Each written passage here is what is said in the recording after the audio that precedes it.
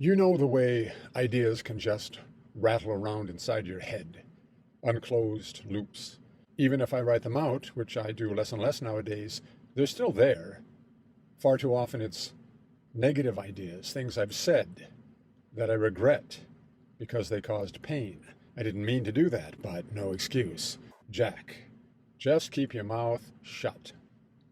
One of the non-toxic things that keeps worming my ear is the stupid sweet song about how I believe I can fly. I believe I. and my rote response is, really? I believe you can fall. I believe in gravity. I am right, and this is not an example of anything I would regret saying. There are true things that should not be spoken, or then again, that should be. Sane reality is good. So the toxic, cultic dogma that stupid parents poison their victim children with, You can be anything you want to be. well, that's so sweet, so positive and empowering, but only if the government or insurance will pay for your tranny castration and mutilation. You want to be a girl because on a non-contradictable level of reality, you really are a girl? Evolution, biology, and human nature to the contrary? Well, honey child, Then that's what you are. You're a truth, you being you. God don't make no mistakes, nor goddess neither. except, of course, for the little embarrassing fact, the hanging chad, the loose end of your penis and fully descended testicles, partially filling your scrotum, confusing folks about how you really are a girl. Off with their heads. So the brainworm is that should I hear or think of the phrase, I believe I can fly. I just can't help but complete the idea, if it is an idea. Really, you believe you can fly.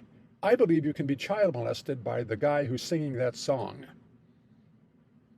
All the more likely because such children have not been taught about the nature of immutable reality.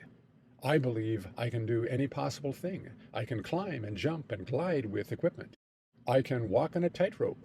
If I practice and the rope is thick and stabilized, I can climb an 18-foot rope without using my legs.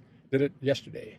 I can walk on my hands still with someone holding my feet for balance. I could do a backflip if I practice with coaching and safety measures. I have the ridiculous idea that I could still run a 5-minute mile if I train, even at my age. It must not be impossible. I do not believe that I can fly, or jump to the moon, or read minds, or voodoo an enemy. My emotion, I believe, affects mostly only me. And then, in descending order, anyone who might love me, then care about me, then have to spend time with me, then fall within the radius of my influence, like you now. And the aforementioned abused children are abused also because they have not been taught about critical thinking, magic and Santa and happy endings. It's all a part of the play of childhood, as are the revenge killings of fairy tales, and the tummy aches that follow Halloween, and the itch of poison ivy after a fun day in the woods.